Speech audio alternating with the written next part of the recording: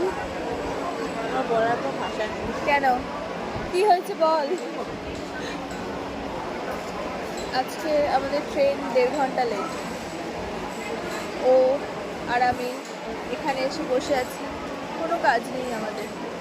কি করবো সেটাও ভেবে পাচ্ছি না। রিলস পছন্দ হচ্ছে ওর, যেটা সেটা আমার হচ্ছে না, যেটা আমার হচ্ছে সেটা ওর হচ্ছে না, এইসব চলছে। এই করেই জীবন কেটে যাচ্ছে আমাদের।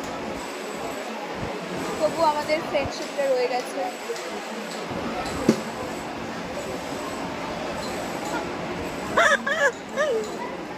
আজকে আমাদের ট্যুর শেষ, খুব মন খারাপ গাইজ, খুব মন খারাপ। আমার কিন্তু ফিলই আসছে না। কেন? चिपक चिपक के चलती है कभी कभी चुराए। খুব মন খারাপ লাগছে গাইজ। আবার কালকে থেকে আমার অফিস করতে হবে, এটাই আমার সবচেয়ে কাল থেকে আবার ব্যাক টু নর্ম। খুব ডিপ্রেসিং ব্যাপারটা এখানেই। কাল থেকে আবার সব কিছু করতে হবে। আমার তো আবার ফিল্টার একটু পরে আসে, জুম ইন জুম আউট।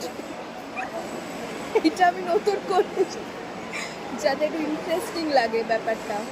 এই তো মানে ইয়ে কি যেন সাথ নিভানা সাথিয়া, একবার বাঁ দিক থেকে একবার ডান দিক থেকে একবার ওপর থেকে। বাবা ভালো লাগছে না, বাড়ি ফিরতেও ইচ্ছে করছে না, কাজে ফিরতে তো থেকে যা আরো বেশি ইচ্ছে করছে। থেকে যায় কেন? রেল লাইনে থাকতে বলছে। উদয়পুর বিচে থেকে যা। উদয়পুর যাওয়া হয়নি, তুই গেছিলি?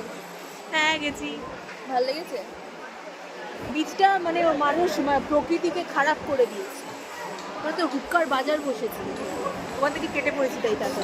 আমি তো বললাম উদয়পুর বিচটা ফ্যামিলি নিয়ে যাওয়ার জন্য না।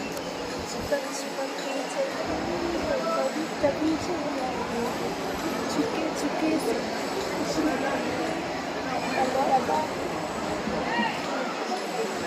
गाइस बाय, खत्म।